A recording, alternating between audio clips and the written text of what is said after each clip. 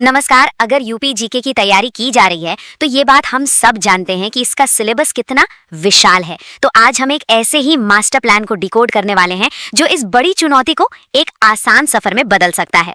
चलिए देखते हैं कैसे। यूपी का इतिहास, भूगोल, राजनीति, संस्कृति, लिस्ट इतनी लंबी है कि अक्सर ये सवाल मन में आता है ना, कि भाई कहाँ से शुरू करें और कहाँ पर खत्म करें। सच कहूँ तो जानकारी का ये विशाल सागर वाकई में किसी को भी डरा सकता है। तो इस प्लान को सिर्फ टॉपिक्स की एक लिस्ट बिल्कुल मत समझिए।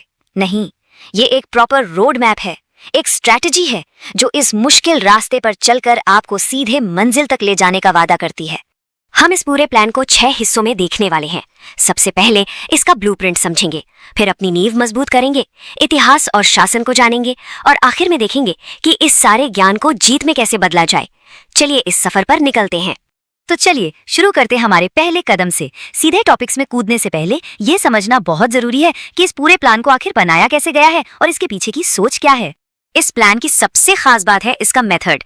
ये आपको सिर्फ टॉपिक्स की लिस्ट नहीं देता, बल्कि एक बहुत बड़े सब्जेक्ट को छोटे छोटे मैनेजेबल हिस्सों में तोड़ देता है। इससे होता यह है कि हर हिस्सा आसानी से समझ आता है और सब कुछ एक दूसरे से कनेक्टेड लगता है, जिससे पढ़ाई बोझ नहीं बल्कि एक जर्नी बन जाती है।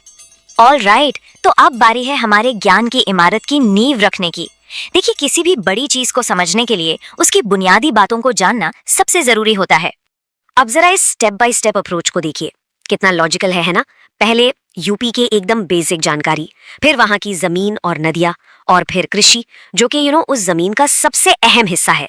बिल्कुल एक एक ईंट जोड़कर एक मजबूत दीवार बनाने जैसा।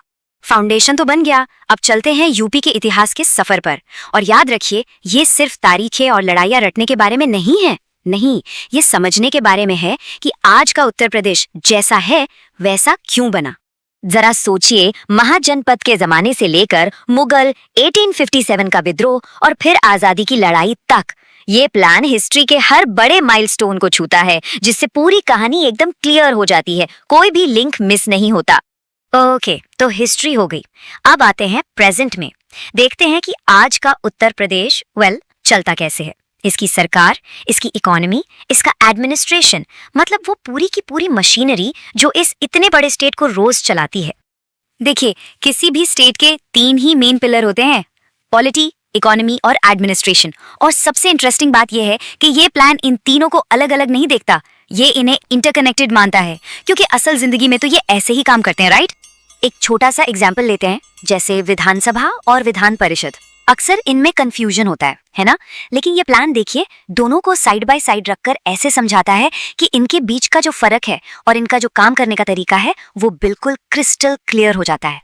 तो हमने स्टेट की मशीनरी तो समझ ली, पर अब बात करते हैं उत्तर प्रदेश की आत्मा की, उसकी रूह की, यानी उसकी यूनिक कल्चर, आर्ट और पहचान की। असल में यही तो वो चीजें हैं जो यूपी को असली यूपी बनाती हैं। और जरा यहाँ की कल्चर की रिचनेस देखिए, लोक कला, त्योहार, भाषा, साहित्य, यहाँ तक कि यूनेस्को वर्ल्ड हेरिटेज साइट्स भी। ये प्लान कुछ भी मिस नहीं करता। इससे पता चलता है कि कल्चर सिर्फ एक चैप्टर नहीं, बल्कि अपने आप में एक पूरी दुनिया है। लेकिन रुकिए, बात सिर्फ इतनी ही नहीं है। ये प्लान सिर्फ बड़े बड़े टॉपिक्स पर ही नहीं रुकता, बल्कि हर जिले की, जी हाँ, हर एक डिस्ट्रिक्ट की अपनी खास पहचान तक जाता है। और यही वो डीप डाइव है जो इस तैयारी को दूसरों से एकदम अलग खड़ा करती है। और अब हम आ गए हैं सबसे क्रूशियल स्टेज पर। देखिए, नॉलेज इकट्ठा कर लेना एक बात है, लेकिन उस नॉलेज को एग्जाम में जीत में बदलना वो असली गेम है। तो देखते हैं कि ये प्लान इसके लिए क्या स्ट्रैटेजी देता है। तो जीत का फॉर्मूला क्या है? 3 स्टेप्स। पहला, नॉलेज, जो हमने अभी तक देखा। दूसरा, एप्लीकेशन, मतलब उसे करंट अफेयर्स से जोड़ना। और तीसरा, मास्टरी, जो आती है मॉक टेस्ट और एनालिसिस से। एकदम परफेक्ट लॉजिकल फ्लो है। तो सवाल ये है कि ये मास्टरी आएगी कैसे? इसके लिए इस प्लान में पूरा का पूरा आर्सेनल मौजूद है।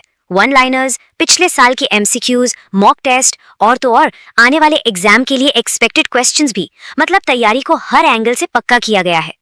और एक और कमाल की चीज, बोनस में सिर्फ 30 मिनट का रैपिड रिवीजन मॉड्यूल। सोचिए, एग्जाम से ठीक पहले ये कितना कितना वैल्यूएबल हो सकता है। ये दिखाता है कि इस प्लान को बनाते वक्त टाइम की इंपॉर्टेंस को भी समझा गया है। तो अब ये जो बड़ा सा सिलेबस है, ये एक डरावनी दीवार नहीं, बल्कि मंजिल तक जाने वाला एक साफ सुथरा रास्ता है। ब्लूप्रिंट एकदम क्लियर है, नक्शा हाथ में है। अब बस एक ही सवाल है, इस सफर पर निकलने के लिए क्या तैयारी पूरी है?